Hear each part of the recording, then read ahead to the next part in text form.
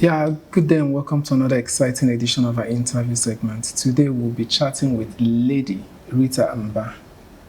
Nice having you, ma. Thank you very much. According to Steve Jobs, he said, innovation distinguishes a leader from a follower. How does your appointment as the chairman, Board of Tourism, Enugu State, make you feel? I feel so good about the appointment because it's a field that I know quite a bit about. So I feel very comfortable as executive chairman of the Tourism Board, Enugu. Yes. What steps have you taken so far to make Enugu become the dream hub of tourism? Okay, there's a whole lot to be done. You know, my appointment is barely a month plus. It's not even up to 2 months, but we've set out very well. We started by taking stock of all the things we have in Enugu as tourist sites and destinations. At the moment, we're doing Destination Enugu brand logo, and there's a competition ongoing on that. When we establish the logo and someone wins the competition and we choose a logo for Destination Enugu, then we use that logo to market Enugu. In Enugu State, you are going to see a whole lot of difference in tourism. You will see tourism when you land at the airport because the airport and aviation has a lot to do with tourism. You know that whenever somebody lands in a destination, the first thing you notice is the ambience of the airport, how the people behave. When you leave the airport, you talk about the airport taxis, you talk about the serenity of the city, the different locations you have. So we want to actually work in the minds of people, give them a new Enugu City, like His Excellency the Governor said, and then change the reality on ground when you enter Enugu. Then at the moment, we're doing a pre-feasibility study, a bankable feasibility study on our cultural tourist sites. For example, you have the Apuke Beach, which has been moribund for quite some time. People go there, but nothing really is happening like you would see in other beaches in other parts of the world and in other parts of Nigeria.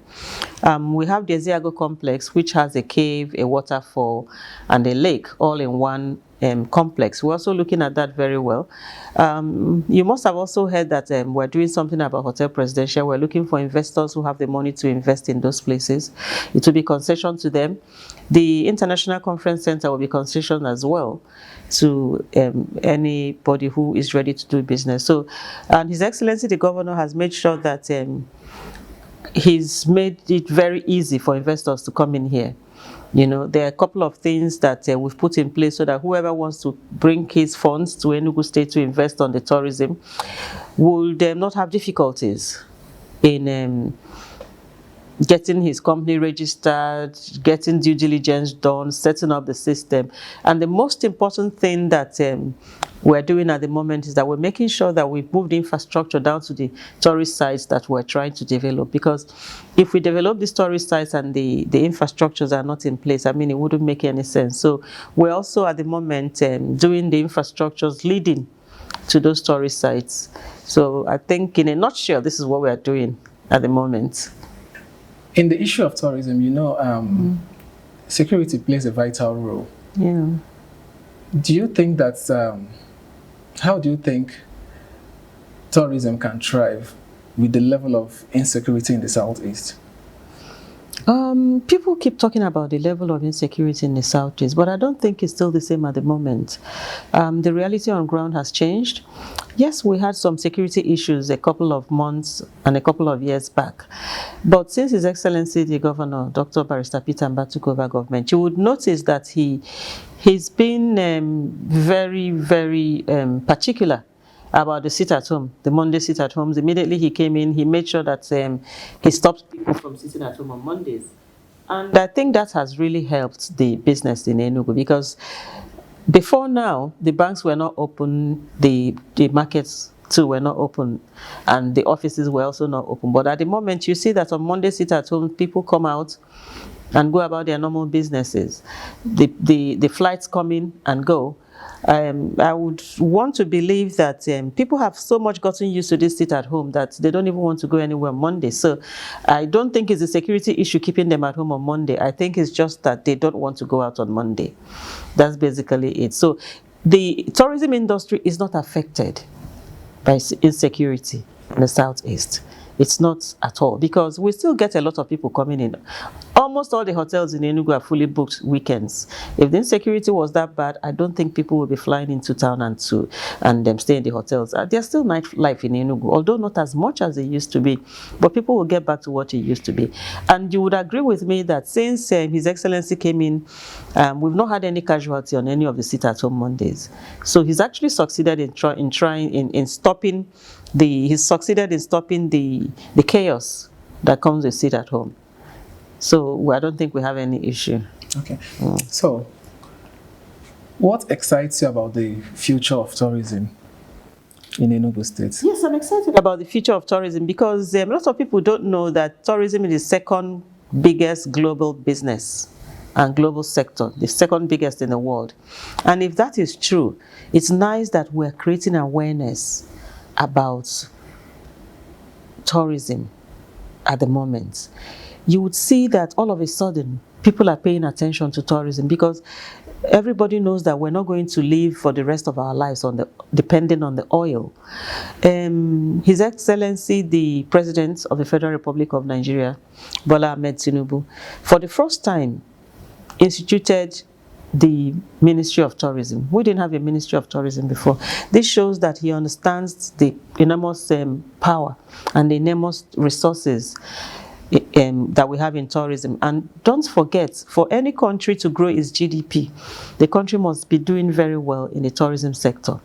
And so I'm excited about this because His Excellency, our governor, has told us, and he keeps mentioning anytime you listen to him talk, that he wants to make Enugu State a preferred destination for business, living, investments, and tourism. So if that is so, it means he's going to do a lot to rejuvenate the tourism industry. He's already told us he wants to bring an Afro Disney, the first African Disney amusement park, to Enugu State. And I believe that would work in Enugu State. It's about time we stop traveling out of Nigeria on vacation, because Nigerians travel a lot. I think the money should stay in here as much as we could get it to stay in here. You would also notice that a country like Rwanda, people keep going there these days to enjoy themselves. I mean, we can also do that. We might also start by making sure that flights go from Enugu State to Rwanda, from Rwanda to Enugu. That would be an exchange of tourist ideas. So I'm really excited about it.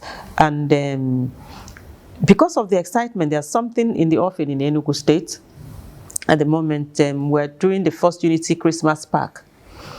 It's going to be a Christmas village in a park. We're going to install millions and millions of lights. We're going to bring in vendors. We have a lot of sponsors for the program as well. And then it will be a one-stop shop for anybody in the Southeast, not just Enugu, to come in, relax and enjoy. We'll have our cultural section. We'll have our kiddies section. We'll have all those entertainment section and all that. So it's going to be quite huge. That's how we want to start the tourism. That's the hashtag Destination Enugu. So from next year, we'll start rolling out our other activities in our calendar. And agendas. Yes. So what are the things you hope to achieve in your tenure in office? My main objective is to make Enugu State the preferred tourist destination in Africa. A hub.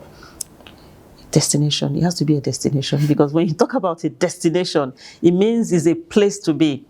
Do you understand? It's a destination, it's a hub.